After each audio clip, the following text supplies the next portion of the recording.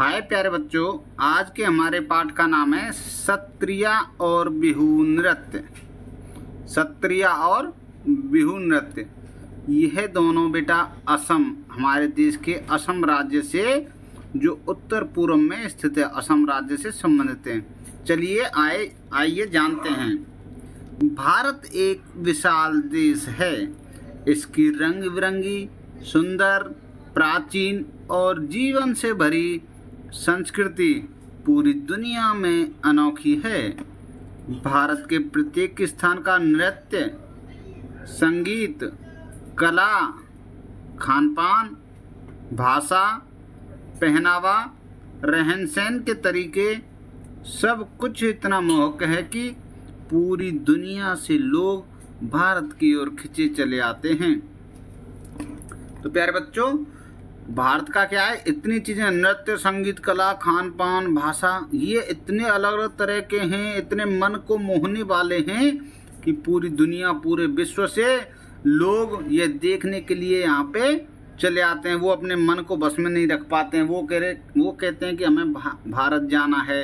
इतनी संस्कृति, नृत्य, संगीत, कला, खान पान, इतने सारी चीज़ें तरह तरह की देखनी है।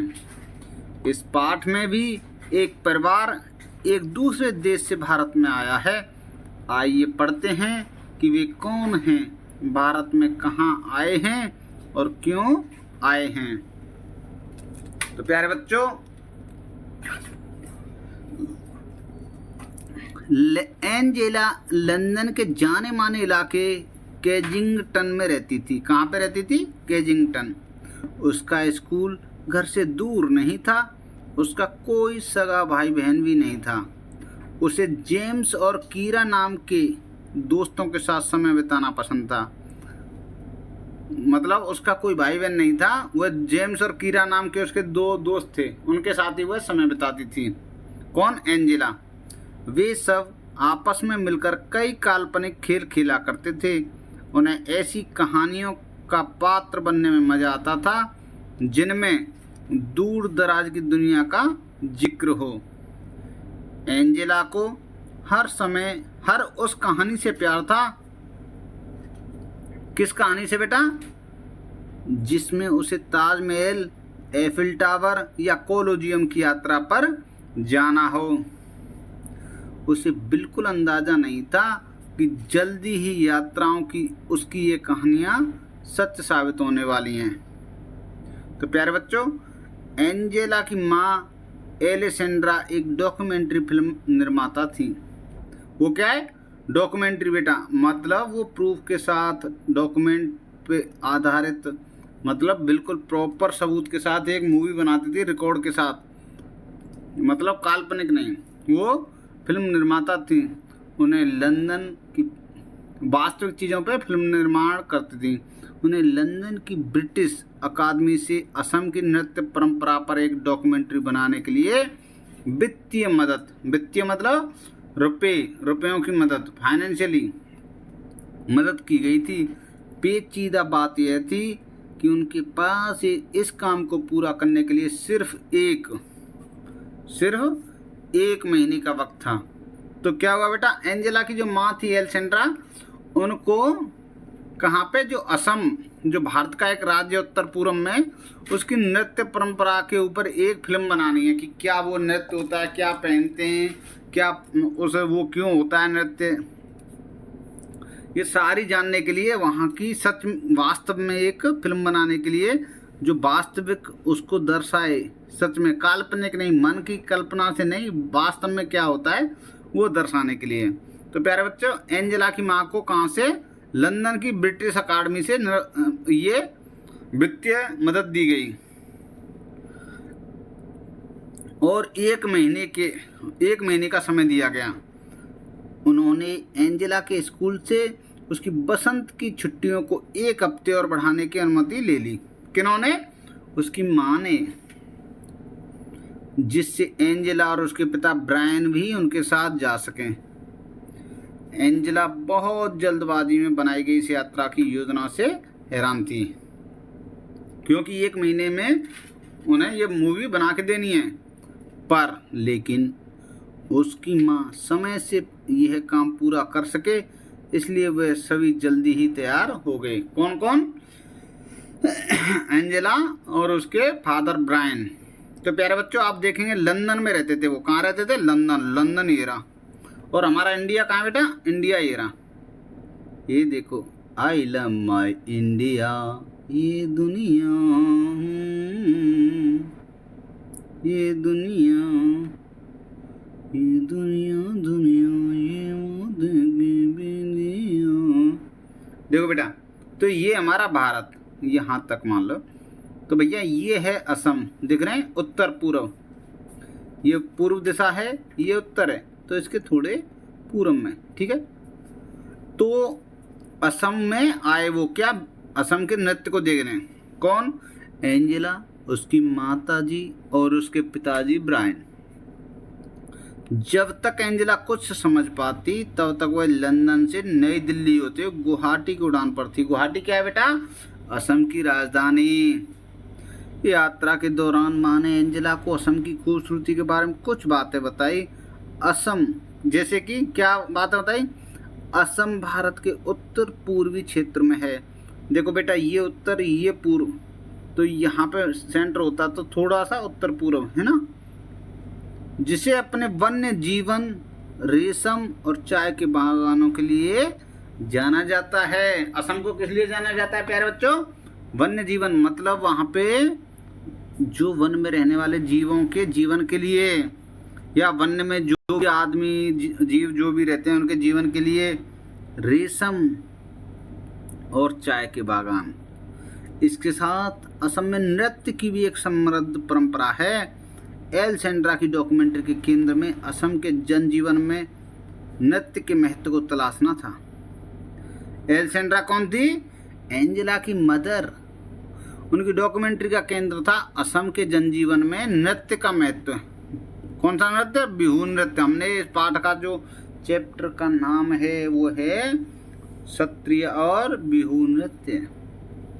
वे जब यहाँ आ रहे थे तब अप्रैल का महीना चल रहा था। असम में यह नए साल का वक्त होता है। बसंत के आने की खुशी में वे सभी एक त्योहार मनाते हैं जिसे बिहू कहा जाता है। बसंत के आने की खुशी में कौन सा त्योहार मनाते हैं बेटा? ये याद रखना, बिहू। एंजेला उसी रात इसे देखने जाने वाली थी। तो गुवाहाटी के एक होटल में सामान्य होने के बाद वे उसी शाम पास के गांव मलंग में चले गए। गांव का क्या नाम है? मलंग। गांव पहुंचने पर माँ ने एंजेला को बताया कि बिहू एक कृषि मतलब बेटा खेती, जो गांव में खेती करते हैं ना, अनाज पैदा करते हैं, वो खेती पे आधारित क्या है? त्योहार है, पर्व है। भारत में जनसंख्या का एक बड़ा हिस्सा किसानों का है। असम में बिहू साल में 3 बार मनाया जाता है। सबसे पहले जब किसान बीज बोते हैं, फिर जब वे धान रोपते हैं, और फिर तब जब खेतों में अनाज तैयार हो जाता है। कब बिहू कब मनाया जाता है बेटा? जब किसान बीज बोते हैं, नहीं बेटा, फिर जब वो धान रोपते हैं। दूसरा, जब वो धान रोपते हैं और फिर तब वो खेतों में अनाज तैयार हो जाता है, तब बिहू मनाया जाता है। एंजेला कार से उतरी। वहाँ आसपास उत्सव जैसा माहौल देखकर वो हतप्रभ थी। हतप्रभ मतलब आश्चर्यचकित, मतलब अचंबा कर रही थी वो। वहाँ एक बड़े से बरगद के पेड़ के नीचे मंच बनाया गया था। वह जगह लोगों से भरी हुई थी। एंजेला ने एक पेड़ के नीचे एक साथ इतने लोगों को पहले कभी नहीं देखा था। वहाँ खुले आसमान के नीचे लोगों के बीच बैठकर उसे ऐसा लग रहा था जैसे वह आश्चर्यजनक रूप से किसी टाइम मशीन में आकर बैठ गई है। उसे ऐसा क्यों लगा बेटा कि वह टाइम मशीन में बैठ के आ गई? क्योंकि उसने तो कभी सोचा नहीं कि वो ऐसी जगह पे आएगी। उसकी माँ की अकस्मात तो डॉक्यूमेंट्री बनाने का प्लान आया, जो वहाँ की सरकार ने बोला और ब्रिटिश अकादमी ने उसको पैसा दिया, भैया कि आप ये डॉक्यूमेंट्री बनाओ असम के नृत्य पे। तो अक्षमा से बोला गया और 1 महीने का समय दिया गया डॉक्यूमेंट्री बना के रेडी की जाए। तो जब कोई प्लान ही ना हो और अक्षमा से आप दूसरे देश में जहाँ पे वन्य जीव और नृत्य ये फेमस हों, तो वहाँ पे यदि आप आ जाएं तो अलग संस्कृति, अलग रीति रिवाज, अलग वेदर, तो आपको अचंभा होगा ही होगा। तो ऐसा ही क्या हो रहा था, एंजेला को हो रहा था कि वो टाइम मशीन में बैठ के कहीं दूसरे देश में पहुंच गई। टक से 14 घंटे में लंदन से गुवाहाटी पहुंच गई। या क्या वह उस वक्त किसी सपनों की दुनिया में थी? वह उस समय किसी सपन वह मंत्र मुग्ध होकर वहां लड़के लड़कियों को वसंत ऋतु के आगमन पर नृत्य करते देख रही थी। वह मंत्र मुग्ध, मंत्र मुग्ध मतलब बेटा मोहित होकर, मतलब जो बसंत ऋतु होती है बेटा, पतझड़ के बाद जब नए नए पेड़ों पे कोपलें आती हैं, फूल नई नई कोपल निकलती है ना, नई नई पत्तियां, तब बसंत ऋतु होती है। तो वहाँ पे वो लड़के लड़कियां कर रहे थे नृत्य। उनके नृत्य को देखकर एंजेला क्या है, मंत्रमुग्ध, मोहित हो गई, बिल्कुल खो गई, एंजॉय कर रहे थे। एंजेला ने इस बात पर ध्यान दिया कि लड़कों ने वाद्य यंत्र ले रखे। वाद्य यंत्र बेटा मतलब बजाने वाले यंत्र। और देखो अभी आप यहाँ पे देखेंगे फोटो में, ये हैं वाद्य यंत्र बेटा। क्या हैं ये? यहाँ ये रे वाद्य यंत्र, बजाने वाले यंत्र है ना। ये आपस में टकरा रहे हैं, फिर इनको पीट रहे हैं। ये भी वाद्य यंत्र ले रखे हैं ना, वाद्य यंत्र, बजाने वाले यंत्र। और लड़कियों ने लाल और बादामी रंग की गहरी डिजाइन वाली खूबसूरत पोशाक पहन रखी है। लाल और ये बादाम का सा रंग है ना बेटा, ये देखो ये बादाम कैसे ये पहन रखे थे। पोशाक मतलब ड्रेस। वे सभी काफी रंगीन और मस्त लग रहे थे। उनका हिलता डुलता शरीर, हाथ पैर की हलचल से समझ आ रहा था कि वे मौज मस्ती के नृत्य में खोए हुए हैं। उसकी इच्छा हुई कि वह भी अपने घर पर बसंत के आगमन पर ऐसे ही नृत्य करेगी। किसकी इच्छा हुई? एंजेला की। एंजेला ने जब वहाँ के लड़के लड़कियों को बसंत ऋतु के आगमन पर ऐसे नाचते हुए देखा, तो वो चाह रही कि मैं भी ऐसे ही नृत्य करूं जब भी बसंत ऋतु आए, जब भी पेड़ पौधों पे नई कोपलें आए पतझड़ के बाद, लगभग अप्रैल के महीने में। तो प्यारे बच्चों आगे, बिहू नृत्य और इसके उत्सव से अचंभित एंजेला और उसके परिवार ने इसके साथ साथ लजीज पकवानों का पूरा आनंद लिया। लजीज, लजीज मतलब बेटा स्वादिष्ट। जब वे वापस लौटे तब माँ ने एंजेला से पूछा, क्या पूछा? उसे बिहू कैसा लगा। बिहू क्या था बेटा? नृत्य। कहाँ हो रहा था? वो बरगद के पेड़ के नीचे सारे लोग इकट्ठे थे, वहाँ पे लड़के और लड़कियां नाच रहे थे। लड़कों ने अपने हाथ में बजाने वाले यंत्र, ढोलक, झांझ, मंजीरा ले रखे थे। लड़कियों ने बादाम और लाल रंग की साड़ियाँ पहन रखी थी। एंजेला के मन में कई तरह के विचार चल रहे थे। उसे अच्छा लगा कि इस उत्सव और नृत्य दोनों को बिहू कहा जाता है। क्या अच्छा लगा बेटा? ये उत्सव और नृत्य दोनों को बिहू कहा जाता है। उसने माँ से पूछा कि क्या संगीत और नृत्य सिर्फ त्योहारों पर ही होते हैं? माँ ने बताया, पूरी दुनिया की संस्कृतियों में लोग नृत्य और संगीत से अपनी भावनाओं को व्यक्त करते हैं। खास तौर से भारत में बहुतायत ऐसा होता है। तो क्या है, उस माँ ने क्या बताया बेटा? पूरी दुनिया में जो लोग अपनी भावनाओं को कैसे व्यक्त करते हैं? नृत्य और संगीत से। भारत में बहुतायत, बहुतायत मतलब ज्यादातर, बहुतायत मतलब बेटा ज्यादातर ऐसा होता है।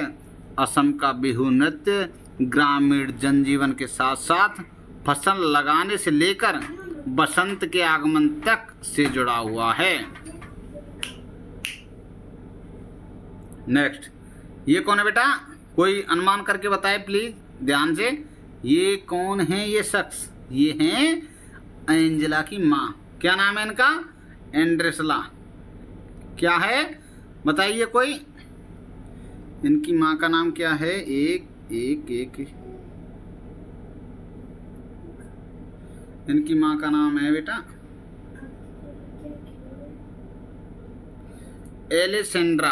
एलेसेंड्रा, ये हैं एलेसेंड्रा, एंजेला की माँ एलेसेंड्रा, जो फिल्म बनाती हैं, जो डॉक्यूमेंट्री फिल्म, मतलब जो वास्तविक विद प्रूफ की डॉक्यूमेंट, ऐसे नहीं नकल मन से बना लिया कुछ भी सोच के गप लगा के नहीं, जो सच है वही दिखाती हैं।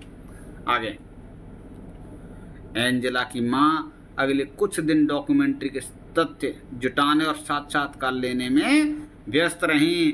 एंजेला ने काफ़ी सारी बातों पर दूर से ही गौर किया। एंजेला की माँ तो तथ्य ले रही थी, इंटरव्यू कर रही थी, और एंजेला उन बातों पे ध्यान दे रही थी। उसने महसूस किया कि लंदन के जीवन से यहाँ सब कुछ कितना अलग था। उसे अपनी माँ पर गर्व हुआ। वे एक वैज्ञानिक कहानीकार की तरह हैं, जो अपनी फिल्मों के द्वारा बहुत सी चीज़ें एक साथ दिखाते हैं। अगले दिन वे उत्तरी असम की तरफ रवाना हुए, जहाँ सभी सत्रों अर्थात मठों की पीठ है। कहाँ हुए बेटा? उत्तरी असम की तरफ, जहाँ पे सभी सत्र को क्या कहते हैं बेटा? ये सत्र अर्थात मतलब, अर्थात माने होता है मतलब दूसरा अर्थ, अर्थात दूसरा अर्थ। सत्र मतलब होता है मठों की पीठ, अर्थात सत्र अर्थात इज इक्वल टू मतलब, क्या है? मतलब। ठीक है प्यारे बच्चों, या अर्थात दूसरा अर्थ, ये दोनों होते हैं। ठीक है। सत्र अर्थात मठों की पीठ, सत्रों मतलब मठों की पीठ है, दोनों का एक ही मतलब होता है। वे सभी एक सत्र के पास रहने के लिए जाने वाले थे और सत्रीय नृत्य का फिल्मांकन करने वाले थे। अभी तक कौन से नृत्य का किया था? बिहू नृत्य का, बिहू उत्सव का, जहाँ पे वाद्य यंत्र और रंग बिरंगी लाल और बादामी रंग की साड़ी पहन के नाच रहे थे। अब वो कौन से का करने वाले थे? सत्रिया। जब वे दक्षिणापथ सत्र पहुँचे तब वहाँ उनकी मुलाकात रीना सेन से हुई। कहाँ पहुँचे बेटा? दक्षिणा सत्र, जो असम की एक जानी मानी लेखिका हैं। उस हफ्ते उन लोगों को रीना सेन के घर पर ही रुकना था। रीना आंटी की एक बिटिया थी अनु और एंजेला ने तुरंत एक दूसरे की तरफ देखा। उन दोनों की ही उम्र क्या थी? 10 साल। तो प्यारे बच्चों देखो, दोनों ने अंग्रेजी में बातचीत शुरू की। दोनों ने अंग्रेजी में, अनु ने एंजेला को कुछ असमिया शब्द भी सिखाए। असमिया मतलब असम भाषा के। एंजेला को अनु के खिलौने बहुत अच्छे लगे, जो थोड़े अलग तरह के थे। क्या थे उन खिलौनों में? गुड़िया। क्या थे बेटा? गुड़िया, लकड़ी के खिलौने और नारियल की जटा से बने घर। कितने अनोखे खिलौने। वो आश्चर्य कर रही है, उसको ये खिलौने, उसने ऐसे खिलौने कभी देखे नहीं थे। वो बहुत ही खुशी मना रही है, आश्चर्यचकित होके। उसने लंदन में ऐसे खिलौने कभी नहीं देखे थे। अनु का पसंदीदा खिलौना लकड़ी का बना तीर कमान था। अनु का पसंदीदा खिलौना क्या था? लकड़ी का बना तीर कमान, मतलब धनुष तीर थे। कमान मतलब धनुष, कमान मतलब जिसमें तीर रखे जाते हैं, जिसे लेकर उससे राम बनना बहुत अच्छा लगता था। एंजेला उसकी विरोधी बनी थी। एंजेला शक्तिशाली रावण। एंजेला कौन बनी थी? वो राम और रावण बन के खेलने लगे बेटा, है ना। नेक्स्ट, वे एक साथ खेल रहे थे। क्या कर रहे थे बेटा? वे एक साथ खेल रहे थे। उस कूद फांद और लड़ाई का कोई अंत नहीं था। वो दोनों बच्चियां क्या एक साथ खेल रहे थे, और कूद फांद मतलब उछल कूद रहे थे। आगे, एंजेला और अनु ने देखा कि एलेसेंड्रा, उसकी माँ, वैष्णव मठ के सभागार में नृत्य कर रहे युवा साधुओं का फिल्मांकन किया। वैष्णव मठ के सभागार, यहाँ ये सभा होती है। यहाँ पे ये क्या है? नृत्य कर रहे हैं। इनकी मूवी बनाई उसकी माँ एलिसेंड्रा ने। समझ गए बच्चों? किसने बनाई? एलिसेंड्रा, एंजेला की मदर ने। एंजेला आश्चर्य से सोच रही थी, क्या सत्रिया नृत्य सिर्फ लड़कों और पुरुषों के लिए है? एंजेला और अनु सोच रहे थे, काश वे भी इन विवाहों की तरह गा सकते, क्योंकि एंजेला और अनु तो लड़कियां थीं। वो सोच रहे हम भी इन लड़कों की तरह गाएं और नृत्य करें, विवाह साधुओं की तरह गा सकते, नृत्य कर सकते, छद्म युद्ध लड़ सकते और छद्म युद्ध लड़ सकते, ऐसी वो कल्पना कर रही, ऐसा वो सोच रही। माँ ने एंजेला को बताया कि 20वीं शताब्दी के मध्य में, 20वीं शताब्दी बेटा 1901 से 1901 से 2000 तक, कुछ साधु मठों से बाहर आकर पुरुषों और महिलाओं को सत्रिया नृत्य सिखाने लगे। किन्होंने सिखाया सत्रिया नृत्य? साधुओं ने मठों से बाहर आके। अभी तक कितने मठों की बात हुई बेटा? ये तो दक्षिणा मठ, एक वैष्णव मठ। वैष्णव मठ में वो लड़के क्या है? डांस कर रहे हैं, सत्रिया नृत्य कर रहे हैं, है ना। शुरू में ऐसे साधुओं को मठों से निकाल दिया गया, लेकिन आधुनिक दौर में महिला सत्रिया कलाकारों के लिए मंच पर नृत्य करना आम बात हो गई है। उस रात माँ महिला सत्रिया नृत्यांगनाओं का फिल्मांकन करने वाली थी। अभी कौन कर रहे थे सत्रिया नृत्य? अभी तो कर रहे थे बेटा जो लड़के और पुरुष। अब वो क्या, रात में महिलाएं भी यही नृत्य करेंगी, सत्रिया। एंजेला बहुत उत्साहित थी। उत्साहित मतलब बेटा बहुत जोश से भरी हुई थी कि आज तो मैं लड़कियों का डांस देखूंगी। उसने रीना आंटी से आग्रह किया कि वे अनु को भी सत्रिया नृत्य में महिला नृत्य को देखने के लिए साथ आने दें। आंटी ने स्वीकृति दे दी। उस रात अनु और एंजेला सत्रिया नृत्य देखने गए, जिसमें भगवान विष्णु के 2 द्वारपालों जय विजय की कहानी थी। सत्रिया नृत्य में क्या था बेटा? भगवान विष्णु के 2 द्वारपालों की कहानी। पर्दा उठा और एंजेला ने देखा कि सफेद पगड़ी नुमा टोपी में 2 महिलाएं नृत्य और नाटक की शैली में कमाल का अभिनय कर रही हैं। क्या कर रही हैं? सफेद पगड़ी नुमा टोपी में, सफेद पगड़ी नुमा टोपी में 2 महिलाएं नृत्य और नाटक भी कर रही हैं, नृत्य डांस भी कर रही हैं, कमाल का अभिनय भी कर रही हैं।